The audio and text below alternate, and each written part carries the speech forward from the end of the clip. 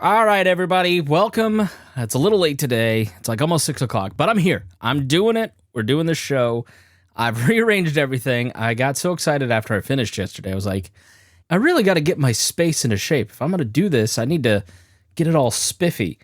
And that meant going over to my studio. I have a podcast studio. I don't know if you all know this, but Circle City Studios in Fountain Square in Indianapolis and the Switchboard co-working space. I've got a studio and people can rent it.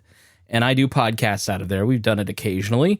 But I'm doing these at my house because it just doesn't make sense. I don't go there every day. I go there probably once or twice a week. And then I rent it out to people and they can use the equipment. But I have a Rode Podcaster Pro 2 over there. And then at my house, I have the Rode Podcaster Original. Both very nice, very great pieces of equipment. But the Rode Podcaster Pro 2, the new version, has so many different settings that it's very confusing. And everybody that's using the studio over there, I don't know if they've been confused by it, but they can't use it to its full effect. And there's lots of great sound effects like this. And so you can't really use that over there. And the other one has sound effects. It's just this one's a lot easier to use. It's a lot more intuitive. So I moved the good one over to my house. So I'm going to do this every day. I'm going to use the new one with all the bells and whistles and give the simple ones to the simpletons. And then I was like, I better bring this over there. I better bring that over there. Better bring this over there. It turned into a whole fiasco. Just a lot going on today. And you can hear in the sound mix, the cicadas. I have 2 giant maple trees out front.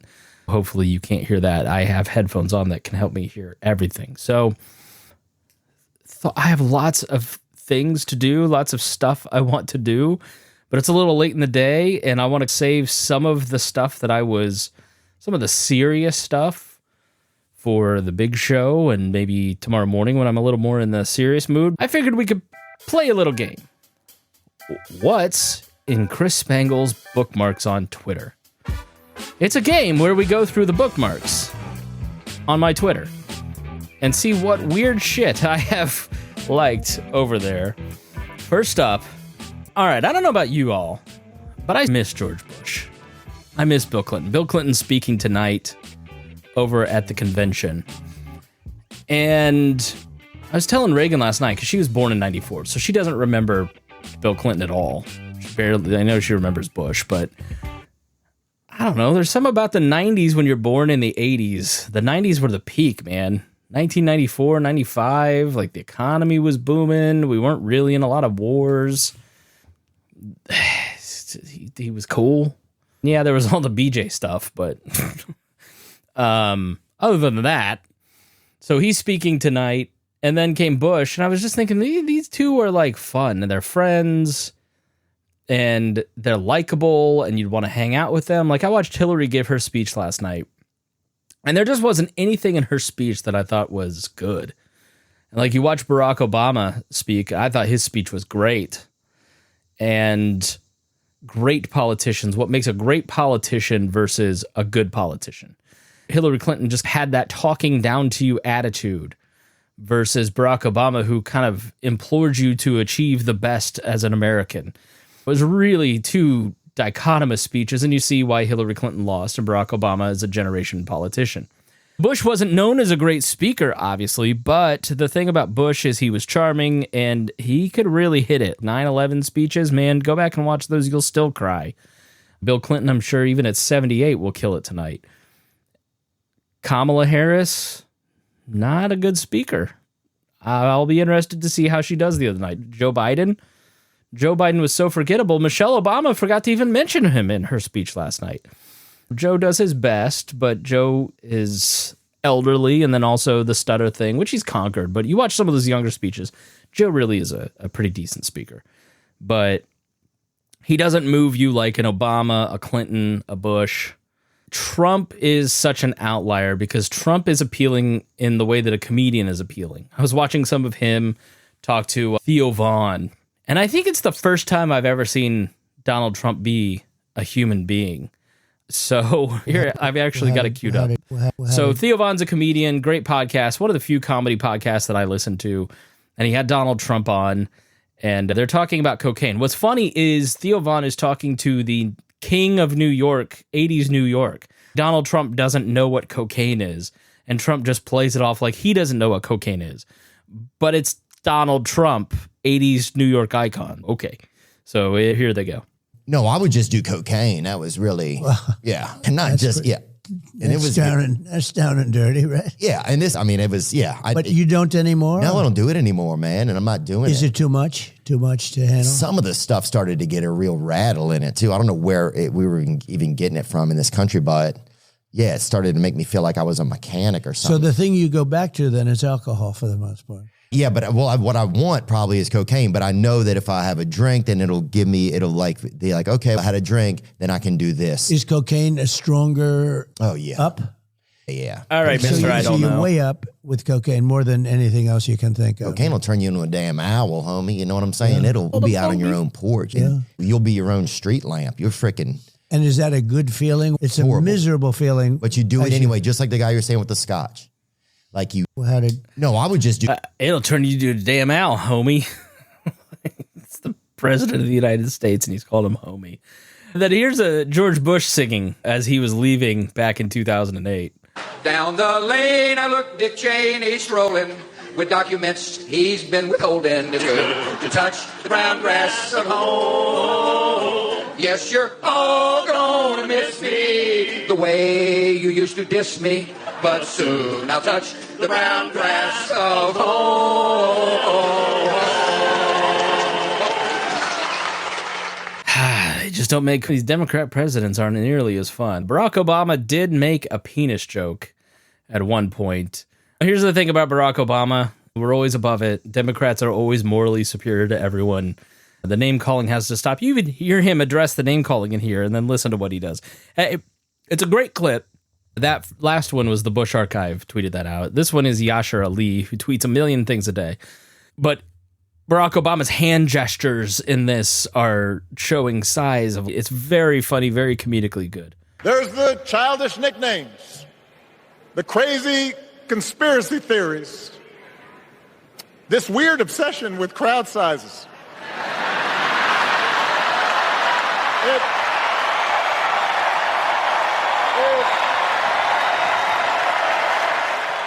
Now, I don't have a problem with that. Like, I felt that was pretty mild, and Donald Trump does lie a lot, and he is obsessed with those things, and conspiracy, blah, blah, blah, blah, blah.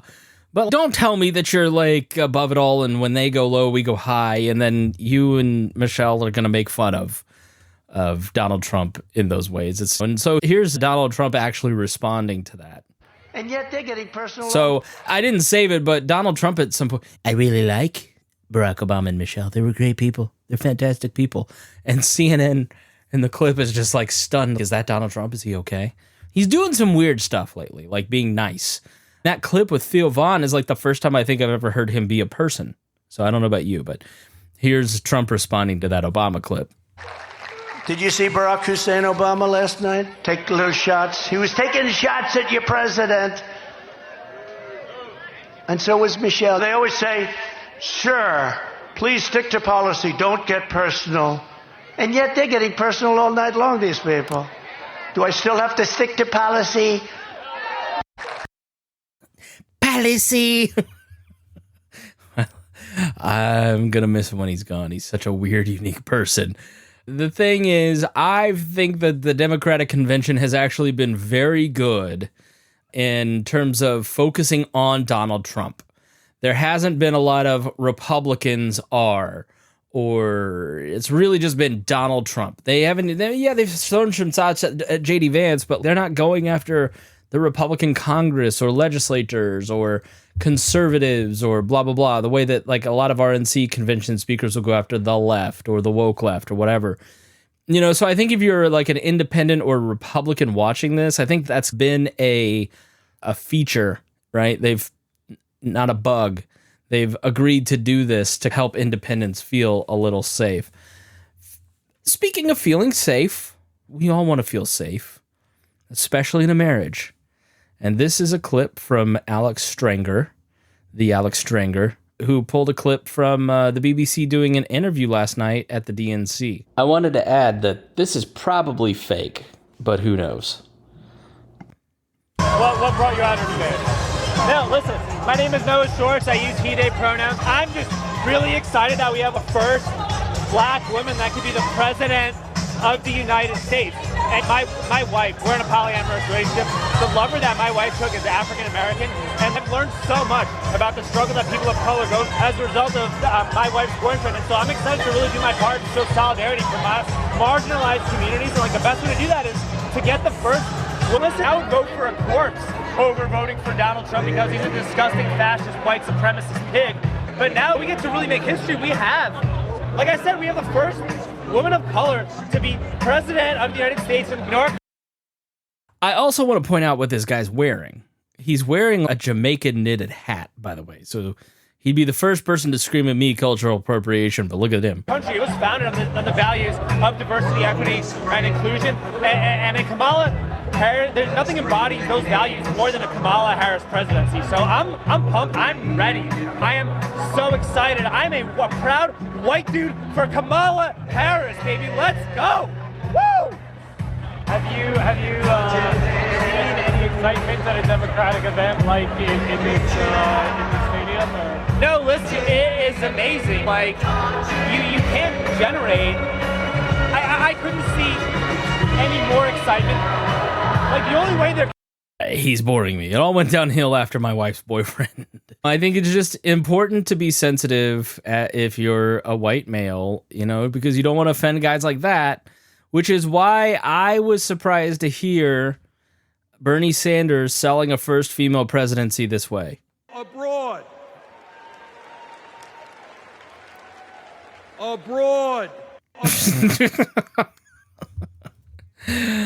Oh, it's very silly. Yeah, I don't have a lot of other funny. I'm just trying to find the funny bookmarks. Candace Owens. I don't know if you've seen this. It's funny. These right-wing people are all going, I can't believe Candace is this bad. Who knew? Anybody that was watching Candace Owens before this knew this. Like her anti-Semitism is on full display, as you'll hear in this clip. It's normal, by the way, that basically every person who speaks about Israel has to basically say a statement that's, I don't want to get killed. Like literally, you start speaking about it, people are like, Candace, beef up your security. That's not fucking normal. Like, excuse my language. But like, that is not normal, okay? It's not normal that people have to think about their security because, and by the way, it's not normal that then the way that you get comfortable with it is you're like, they shot JFK in an open car. There's not, he's a sitting president. Obviously, my security doesn't really matter. If they want me, they're going to get me. That's not a normal thought process to have. We don't have that about any other country in the world except for the one that took over ours. And that's the truth, okay? We are an occupied nation. And if it's going to take women having to speak up and say that to make permission, to give permission to men to do the same, then I'm happy to be the first person, okay? I just want to be clear. Anything happens to me, blame the Zionists. 1000% blame the Zionists. Let that be my parting word.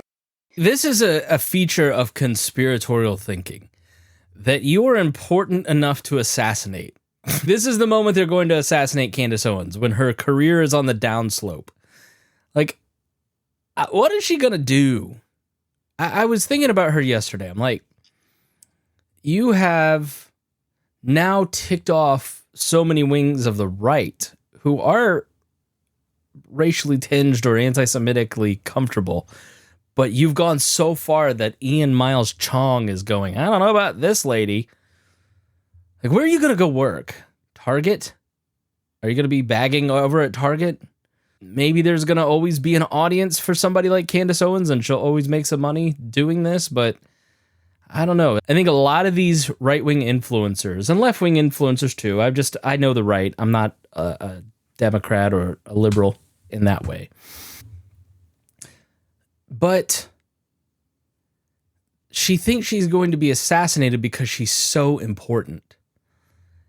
Because internally she feels so incredibly unimportant that she has to be at the center of a conspiracy of Zionists who are hunting her. I don't know, man. I don't think you're that important. Like, you're getting fired and people aren't tuning into your stuff anymore. So maybe they're not worried about you. Maybe they're worried about Hamas and Iran and not Candace Owens.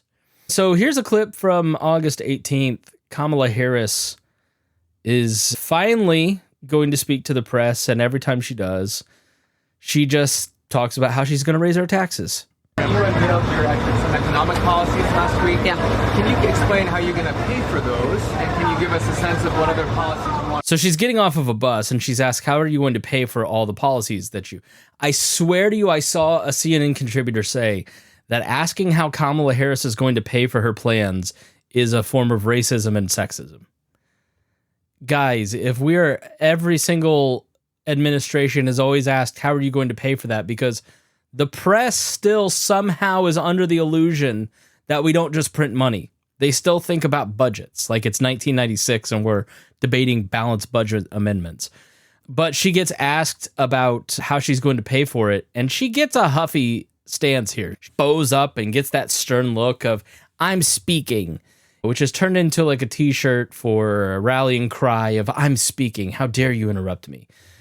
Not gonna work. That didn't work for Hillary Clinton. That whole I'm speaking, sit down and listen to me type mentality is not what people want in their politicians.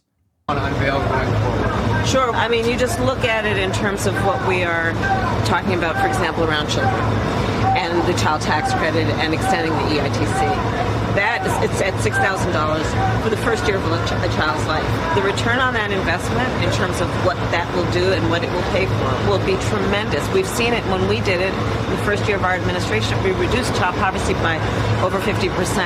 So that's a lot of the work. And then what we're doing in terms of the tax credits, we know that there's a great return on that investment. And when we increase home ownership in America, what that means in terms of increasing the tax base, not to mention property tax base, what that does to fund schools, again, return on investment. I think it's a mistake for any person who talks about public policy to not critically evaluate how you measure the return on investment. When you are strengthening neighborhoods, strengthening communities, and in particular the economy of those communities, and investing in a broad-based economy, everybody benefits, and it pays for itself.